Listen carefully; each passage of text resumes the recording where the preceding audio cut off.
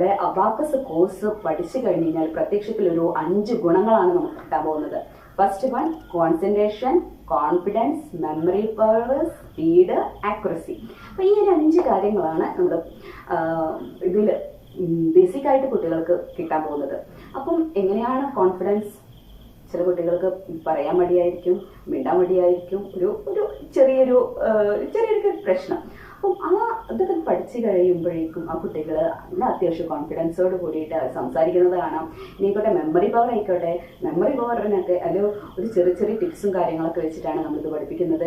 പിന്നെ അതുപോലെ തന്നെ അവര് സ്പീഡ് പറഞ്ഞു, നമ്മളൊരു സ്പീഡ് ടെസ്റ്റ് പോലെ കുട്ടികൾക്ക് കൊടുക്കും. അപ്പം അതിലൂടെ ഗ്രാജുവലി കുട്ടികൾക്ക് ഇങ്ങനെ സ്പീഡ് കൂടി വരും. ദെൻ ആക്യുറസി, നമ്മൾ ഒരു കാര്യം പറഞ്ഞു കഴിഞ്ഞാൽ അത് കൃത്യതയോടെ കുട്ടികൾക്ക് ചെയ്യാൻ പറ്റണം അല്ലെ.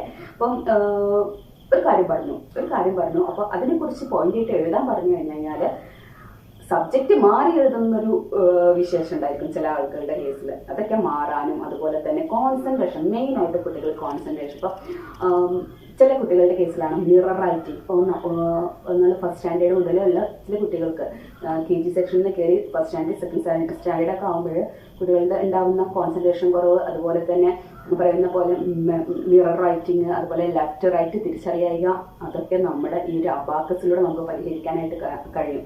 അപ്പം ഈ ഒരു കോഴ്സ് കുട്ടികൾക്ക് കൊടുക്കുന്നത് എങ്ങനെയാണെന്ന് വെച്ച് കഴിഞ്ഞാൽ ആഴ്ചയിൽ 1.5 മണിക്കൂർ വീതം മാത്രമാണ് കുട്ടികൾക്ക് കൊടുക്കുക. അത് കഴിഞ്ഞ് റെഗുലർ ആയിട്ട് കുട്ടികൾ പ്രാക്ടീസ് ചെയ്യും. അബാക്കസ് വെച്ചിട്ട് അവർ 2 കൈകൾ വെച്ചിട്ട് അവർ പ്രാക്ടീസ് ചെയ്ത് തുടങ്ങും. പിന്നത്തെ ക്ലാസ് വരെയുള്ള വർക്ക്സുകളും ബുക്കിനകത്ത് ഉണ്ടാവും. നമ്മളിപ്പോൾ ഒരു എക്സസൈസ് നമ്മുടെ ബോഡിക്ക് എങ്ങനെയാണോ കൊടുക്കുന്നത് അതുപോലെ തന്നെയാണ് നമ്മുടെ അബാക്കസ് നമ്മുടെ കുട്ടികളുടെ ബ്രെയിനിന് കൊടുക്കുന്നത്.